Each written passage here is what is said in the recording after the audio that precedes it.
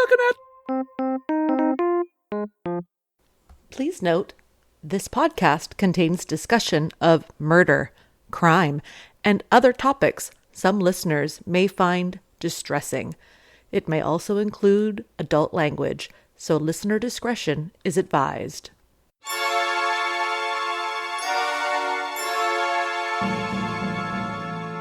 In the Federation, crime is considered illogical, rare, and beneath the ideals of advanced civilization. But in deep space, where warp fields twist reality and justice is filtered through prime directives and political treaties, murder still finds a way. These are the stories of the Space Crime Continuum. If you're looking for a podcast, that sounds like something you've heard before. If you're looking for a podcast that might not always be about Star Trek. What about a podcast that has a disclaimer and some questionable content? And ultimately is a hot mess podcast 2.0. Then, oh my God, this is the podcast for you. The podcast for you. I'm Sarah. That's Haley, who's cutting in and out. And this is our new podcast, The Space Crime Continuum. The Space Crime Continuum. Yes, that's exactly what it is. We're here. This podcast 2.0. We're here. We're here to talk over one another. I want to say it's like a signature thing. I think it is. It's also due to the fact that I'm not watching the camera and seeing you and playing off of your movements and gestures. Therefore, I'm trying to just follow some of the notes that I wrote down so I don't forget to chat about what I want to chat about. So you can stay tuned for that. Yeah, absolutely. And it's a podcast where we're taking Star Trek and we're blending it with some true crime.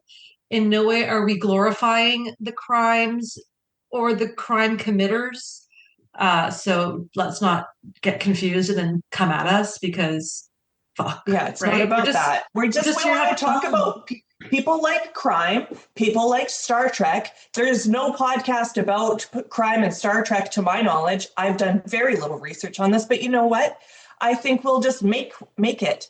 As I like to say, if you want something done, you do it. And you know the rest. Here we are. Yeah. Hear me out. We're doing it. And this is it. Hear me out. This is kind of how you came. So, I mean, we could just get into it a little bit. Like, this is sort of how the podcast came about. We wound down Rewind after, what year is it? 2025. 6 years? Almost 5.5 years. 6 years in September would have been, yeah. Yeah, so long, and we found out successful, popular. People liked it. They listened. They thought it was funny. Like, okay. All right, sweet. That's nice to know. And so when you were like, I'm thinking about doing something still, like, I still want to be in, like, you're in your Star Trek mode. I usually I jump on the bandwagon on whatever you're into. And you talked about this film noir type podcast that blends Star Trek crimes, like on the holodeck, off the holodeck, on the bridge, off the bridge, under the brig. All these things. And then like talking about like how there could be parallels to real life true crime cases. And I'm thinking like, I want to fucking listen to this. And you're like, oh, and it's just going to be called Space Crime Continuum, by the way. And I was like, oh, okay. And I was like, so jealous. And then you were like, oh, you're like, yeah, surprise. You're like, maybe do you want to just do it with me? And that would be cool. And I was like, yes, please. So here we are, episode 1.1. One. Yeah, and that's it. That's it in a nutshell. Because I had this idea, came to me in a I don't know what, and as the French call I don't know what, and I was like, I want to do this. I want it to be like serious and like all like true crimey with like serious sound effects. And yeah, that swanky like film noir, the big goodbye Star Trek episode where I am dressed like a 1930s. No. And then I was like, that's cool, but I don't want to listen to that. That sounds really boring. And I think about my favorite true crime shows, and there's always hilarity and banter, like with Morbid and all those kind of shows. And then I was editing our final episode of Rewind and was like laughing because I think we're hilarious. Yes, we're not for everyone, but I had tears, and I was like, I can't not have you do this with me. So I told you, guess what? You know what? You're in, whether you like it or not. I got it organized, and you're in. Urinary tract affection. Yep, here we go. and thanks to the guys, Bill and Dan, who were not sick of us. Who's that? It's those guys. We saw them like on that thing that I logged into. The thing that I was late to log into because I was playing Fortnite. They were still into hearing from us, maybe hearing about us, and others seem to feel the same way. Bizarre. They have a weird way of showing it, never leaving us a voicemail. If you missed the live recording, I'm sure it's still somewhere on YouTube or whatever. You can literally see our faces as our jaws drop to the ground in shock at what the nice things they were saying. I'm like, I'm not used to having nice things. What a moment. And I don't know about you, but I came out of that hour-long podcasting like I was like Kevin in Home Alone, where he's running around with his hands in the air. Naturally, I was a little drunk by the end of it. So that's part of it. I used a broken spatula trying to cook dinner, accidentally locked the dog in the garage because I wasn't paying attention. I had my music going. I feel like a woman was playing, dancing in my orthotics. I got the voice memo. You got the voice memo. Yeah, I had my orthotic sneakers on. I mean, this is 45 people. And I also have indoor sneakers. Good idea. I'll put them on. Right? And so I was just bumping. Socks too. I was also jacked, and you were like, hey, let's fucking record sooner rather than later. Harness this energy. And I like TMI, surprise, this podcast is also going to be all about us. I think our cycles are linked. And so we have like this, I feel energetic and ready and capable of doing podcasting with you. And so we were like, hey, there's a toy show. I'm not working at you. This is you saying it. And then you're like, let's go. And then we'll record and talk about the toy show and just like get into the episode. And so this morning we went to the toy show. You picked me up. You have a Buick. What were we wearing? It's a Buick. Okay, first of all, I changed back because it's hot. You have an off-the-shoulder, gorgeous black tee that says executive producer Dick Wolf. Yeah. For those of you who don't know what that is, he is the executive producer of like Law and Order. The whole shebang. Yeah. All of them. All of them. And I was wearing a t-shirt that you gave me. So picture a black t-shirt with like epic 90s kind of like glistening caps, text. And I think it says Elliot and Olivia. Yeah. And it's Benson and Stabler, like double exposure. Oh. It's together. We were Law and Order SVU, and people would see one of our shirts and point it out and be like, oh my God, love that, boom, boom. And then we'd be like, but look at us together. And then it's just like, we blew their minds. The couples that dress together stay together. And I paired it with my new Fluvog Strange New World boots so that I felt like I was wearing our podcast. I had the Law and Order and the Star Trek going on. First time wearing the boots. Definitely a little sore after that first, as a first breaking in, but that's okay because you have to wear them for the first time at some point. And what better way to do that? Also, hot as fuck in there. Thanks for I really was aware of being like breathing everyone's air. And also it was just so hot. So hot in there. And we bantered with people at the tables. You learned something new about dinosaurs. We got compliments. We bought stuff. It was a riot. The toy show put on by the Cherry Bomb Toys store is always one of the funnest things that happens in Victoria, BC. And it's twice a year. The next one's going to be May 23rd or something like that. It's a gas. It's so fun. It feels excellent. I am wearing an X-Wing necklace that I bought. Got a couple other Lego for John. You were just talking about Cherry Bomb, and then my necklace is upside down. Well, maybe we should just get into it. Maybe it's a sign. Let's go. Let's just move on. Let's move forward. I'm going to just say right now, here's a little update on fan sets. Priority 1 message from Starfleet coming in on secured channel. Hello, listeners and friends. We'd like to take a hot minute to thank our friends at Fansets. As you may or may not know, they are an incredible team of Trek fans that make and sell really cool pins. If you go over to the website, fansets.com, I know you won't be disappointed in what you see. They have pins that span the whole Trek universe and are constantly releasing new pins all the time. So head on over to fansets.com, have a look around, and don't forget, if you want to save yourself a couple of bucks, use our special code at checkout, which is TrekGeeks, all caps, one word, and you'll get 10% off your order. And for those of you in the US of A, spend over $30 and you will get free shipping. Fansets. Our pins have character. And we're back. Buy those pins, y'all. Okay. Go. There's so many, like, Fansets. Sorry. Just like if you have like a niche interest, fucking check it out. Fansets. I'm always surprised and amazed at the stuff that they come out with. So yeah. Anyway, thanks, Fansets. You the best. I don't want echoing to be a thing for this, but I feel like it is. I know. What's next? All right. For episode 1 of Space Crime Continuum, people, we're starting off strong with the series that we love the most, which would be The Next Generation. And fun 2 things before we get started. 1, I got no more greater pleasure than the one I had today when I got to watch your facial reactions when I told you that on Star Trek Day, Lego announced they will be doing a Star Trek set. And not only that, it is TNG. I cannot wait.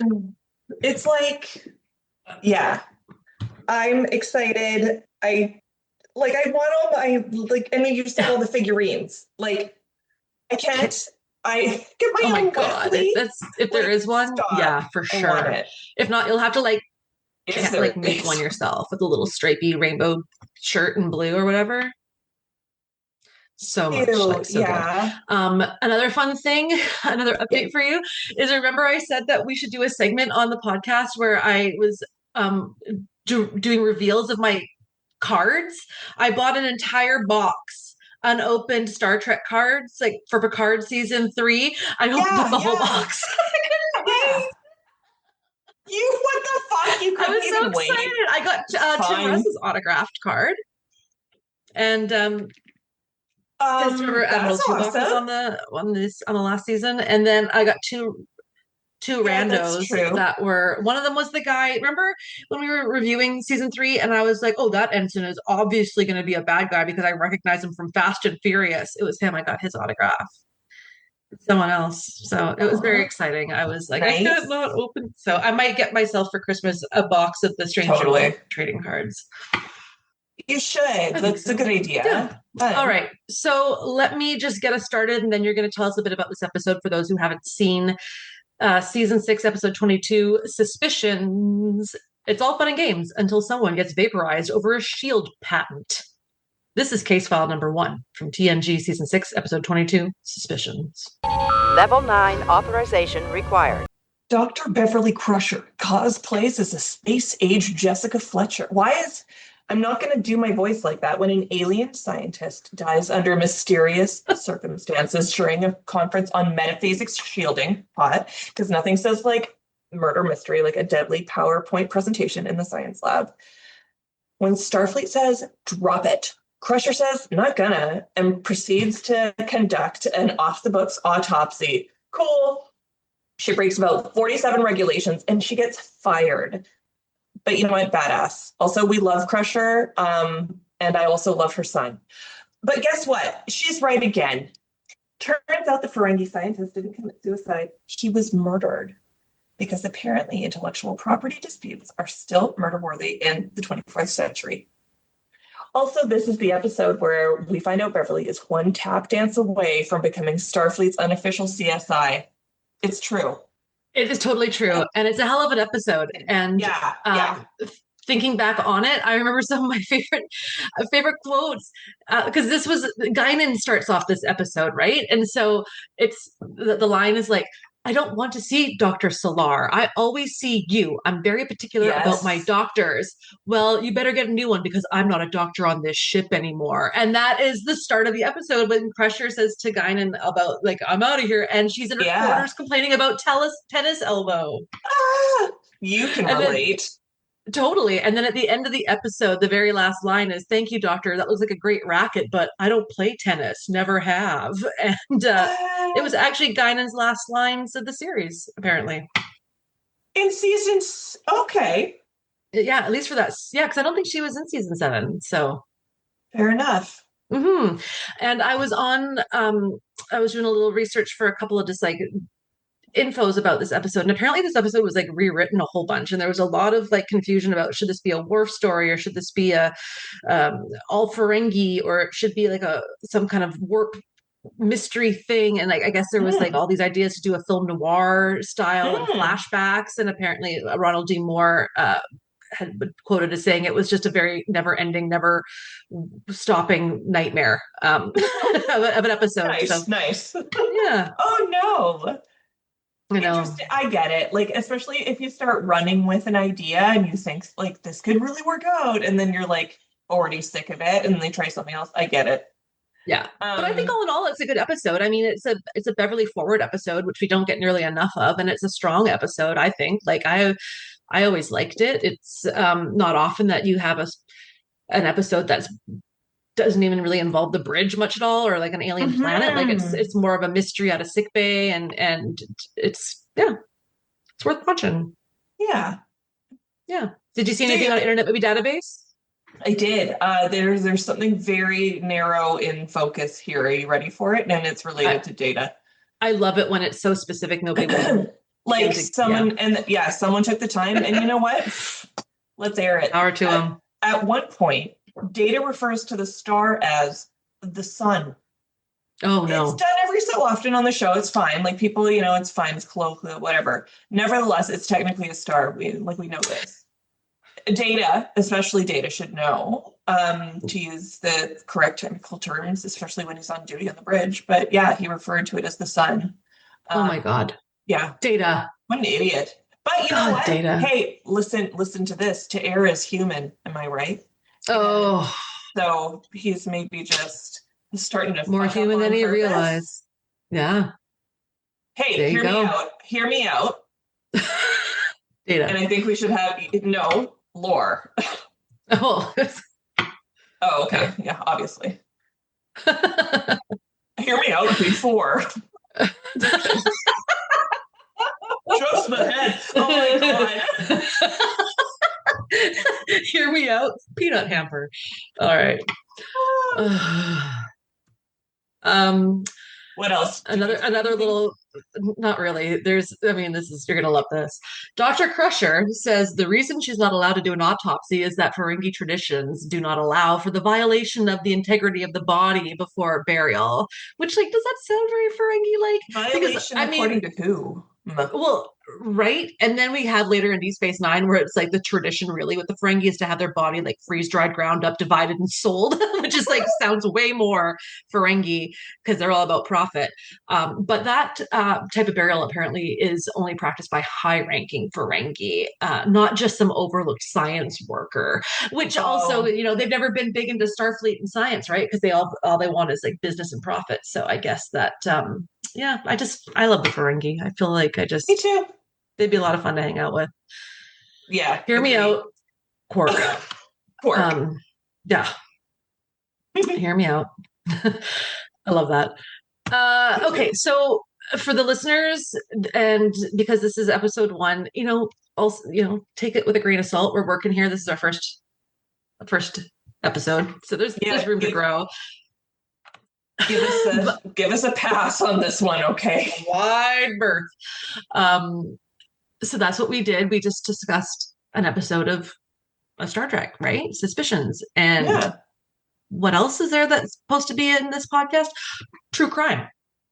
And so what did we do? We did a little research. And if we're going off of the concept of scientist murdered or committed suicide or nobody knows, I mean, there's some stuff out there. And there's a couple of ones worth bringing up. So Haley, why don't you knock us with some facts about someone named Frank Olson? Yeah. Okay. So Frank Olson's a scientist. So same.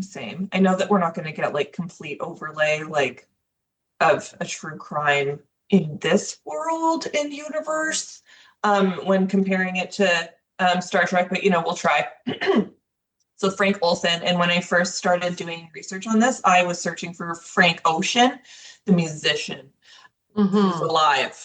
So got diverted. So Frank Olson was a U.S. Army biochemist. Okay. He was working on biological weapons during the Cold War, which is like in the 1950s. Remember, we were born in the 1900s. Isn't that cool? I know. It's kind of interesting. Yeah. Anyway. It is interesting. Yeah, because his death was 1953. It was. So he was at a CIA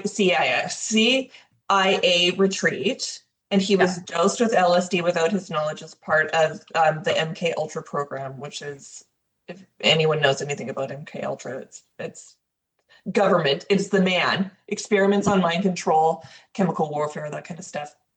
He became like disturbed and paranoid, and he wanted to quit. And then several days later, he fell to his death from a 13th floor hotel room in New York City.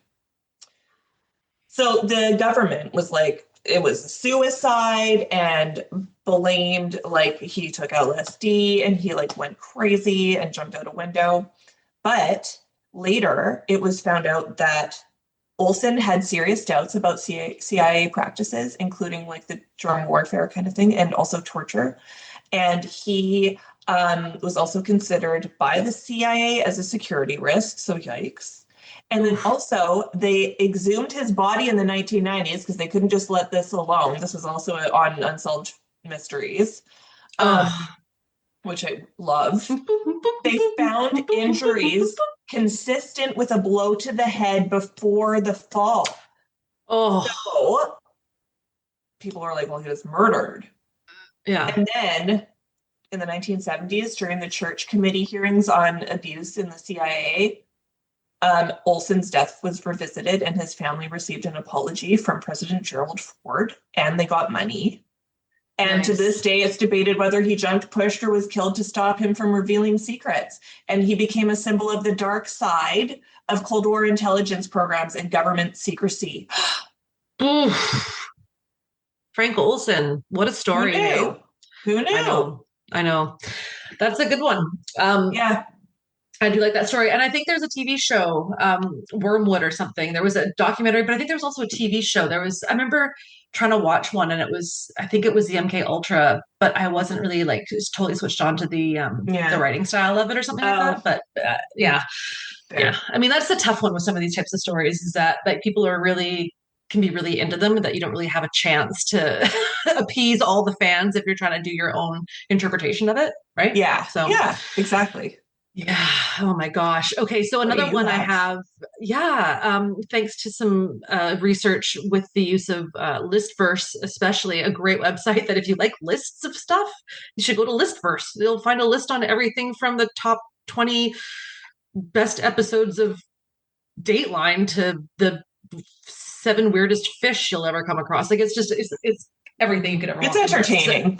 It is entertaining. And so this one was actually a list about 10 leading scientists who died under suspicious circumstances. So if this topic floats your boat and you want to find even more examples similar to this episode of Star Trek, I say you go forth and read this list. But this is about Dr. Dawn Wiley, who died in 2001 at age 57 in the Tennessee, in Tennessee, in the U.S. And he was found in the Mississippi River after missing for weeks. His death was originally ruled a homicide by both Arkansas and Tennessee police forces. He was a biophysics expert. His rental car was found abandoned, and like after being at like an event for his, the stuff that he does for science and work, and the FBI became involved, and they said it was an accidental death, that he fell from a bridge after exiting his vehicle. But conspiracy theorists are out there, and people always ask some of the tough questions, and one is like, well, the bridge on both sides has like this fence that's like over 6 feet tall, so that doesn't really like make it that easy for someone to just be like, oh, I'm looking at my car, oh, I fell over. Like there's some weirdness around that. And then they had said there was never any history of like suicidal thoughts or anything, so that wasn't something they were thinking like the guy jumped off of it. So the other thing that makes it interesting is that people who work in the same field of science with him also seem to have a bit of a short lifespan. And this was in the area of anthrax and some of the different types of issues that have been going around with that, which is a little bit like, I don't know, like I don't love to just jump onto the conspiracy theory train, but there's something about like when everyone involved in one case all just kind of suddenly start disappearing. It's a little bit sick. Like it's like, how many accidents are we having here, right? Like, there was also other anthrax scares that were happening, and I guess he was being listed as somebody who's able to trace the origin because of the science that he was best at. He's like, I can take this anthrax and I can tell you exactly where it came from. Like, you know what I mean? Sweet. Like, so somebody who was like, I don't want to get busted for this, is like, you're out. But science.org also mentioned a little bit about this, about how at the end of the day, they kind of just deemed it was a really bad accident. Like they just said that there's no evidence from what they could find on his body of foul play. Kind of like Frank Olson had like this massive head wound that was a little bit obvious. Whereas this guy, like they thought like the way some of his shirt had opened, like maybe it hit something on the way down, but they're saying that there was some yellow paint on his car that matches the bridge, and that maybe he had a seizure disorder and he'd been drinking, and sometimes his seizure disorder would be made worse because of his drinking. He was at an event and he was drinking port, which he drinks port, as you do. It's really... But then he was chased. Right. Yeah. It's all port, no sport. And then he was seen drinking ginger ale after. So there wasn't really this like agreed upon idea too, that he was like drunk out of his mind. So there's just so many questions that were left. But at the end of the day, they ruled that it was accidental. So take that as you want, like, was it not? Was his job a factor? Was it just a really bad accident? Those are so tough because you really can't know. And you can't rely on, like, I'm with you. I'm not a big conspiracy theorist. Lord knows I get enough of them at work. But I also like, I'm kind of like, something's off, or something's like not quite right. And with people where it's not clear where the cause of death is, like foul play or suicide, and like they rely on family and friends to be like, he lit up every room he came in. Like, I don't know. I think a lot of them are probably like suicide, but that's a weird one. That does sound like how far down was the ground after he hit the bridge? I'm not sure. Well, why don't you know? Well, I can look it up right now if you'd like. Yeah. Let me see. Don Wiley. Please. Let's see what Wikipedia has to say about him. He was 57 years young when he passed. Disappearance and death. According to Wikipedia, disappeared on November 15th. Official coroner report said that he died after falling off of a bridge near Memphis, Tennessee. His body was found 300 miles downstream in Louisiana a month later. And his death ruled an accident by the Shelby County Medical Examiner. Of all the measurements Smith took, one stood out 8 inches. That's how narrow the curve is from the road to the railing, which is only 43 inches high. If he stood against the rail, it's hitting him in the back of the thigh. If he's startled or caught by a gust from an 18-wheeler, his center of gravity is 47 inches near the top rail below his hip. He was 6'3". I mean, they really did a lot of like, we want to cover every, like, This one was a tough one. This one is like, this one Yeah. has so many different things where you have to factor like wind, gust. If someone's standing there looking at their car because they hit something on the wall, and then if a gust of wind, like, could you imagine the different types of like situations they would probably try and do the math on? It's very interesting, but it doesn't say the length of the bridge down to the water. All right. Well, I'm sure it was a factor.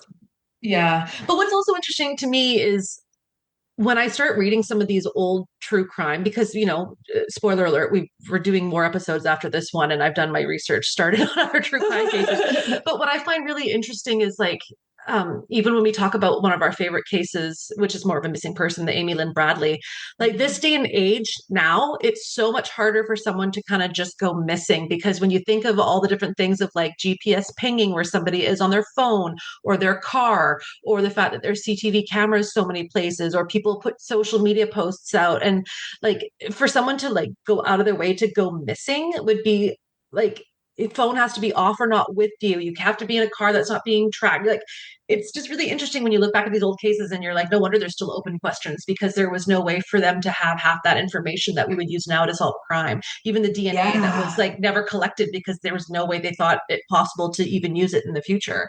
Totally. Right? So yes, it's really interesting for all those like never solved old school. Yeah, for sure. Yep. Yeah, it is. It's totally. Mystery. We're building a mystery like what Sarah McLachlan sang about. So let's do a quick recap, shall we? We got one dead Ferengi, we got one rogue doctor, and one metaphasic science experiment gone fatally wrong. Not only that, though, Beverly walks away with her license, her job, and the moral high ground. Who knew Ferengi science conventions had a higher body count than a Klingon wedding? Am I right? Oh my God. You're always right. Always right. Well, justice was served on this case because that Ferengi scientist was murdered and they found out who did it. So that's what we want to see. There's no questions left except what's next for Beverly. Is she ready? Boom, boom. Love it. That's a good one. Yep. Thank you. It was fun. I liked it. What did you think? Good stories? Did you learn something? I did. And now I'm not saying that I'm a conspiracy theorist after this episode, but I am still, the gears are turning as we watch the world burn and fall around us. Everything's fine. Everything's great. Fire everywhere. Yep. Yeah. Drinking a cup of coffee. I just had a cup of coffee. Not sure if you could tell. Feeling great. You're buzzing. It's also the compression socks. The blood's flowing properly. This is 41. Oh, loving it. But you know what? We look great. We do. Well, folks, that's it. Case closed. Mystery solved. And we're filing this one under S for Starfleet. A big thanks to Bill and Dan for giving us a space on the Trek Geeks podcast network. Be sure to check out the other amazing shows on the network, like Sci-Fi Sisters, the Big Sci-Fi Podcast, or even those terrible old episodes of Rewind. Don't say we didn't warn you. Head over to trekgeeks.com. You'll find links to all of our social media there. And if you're feeling really generous, consider joining Patreon to support the Trek Geeks network. Subscriptions start at just $3 a month. Huge thanks to our friends at Fansets for their support. Stay tuned. We'll have another episode coming at you real soon. Also, we'd love to hear from you. So leave us a voicemail on the Trek Geeks website. Do it. We'll never forget it. It's our favorite thing. And yes, we still have a Twitter account because apparently it's 2017 forever. And you can find us there at SPCR Continuum, which is basically like Space Crime Continuum, but I couldn't fit it all in the title, okay? That's Continuum with 2 U's, y'all.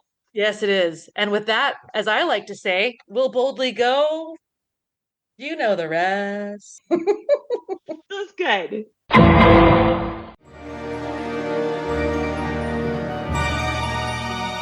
Space Crime Continuum is a production of Trek Geeks, executive producers Bill Smith and Dan Davidson. For more great Star Trek podcasts, discover the other shows of Trek Geeks available on Apple Podcasts, Spotify, or on trekgeeks.com.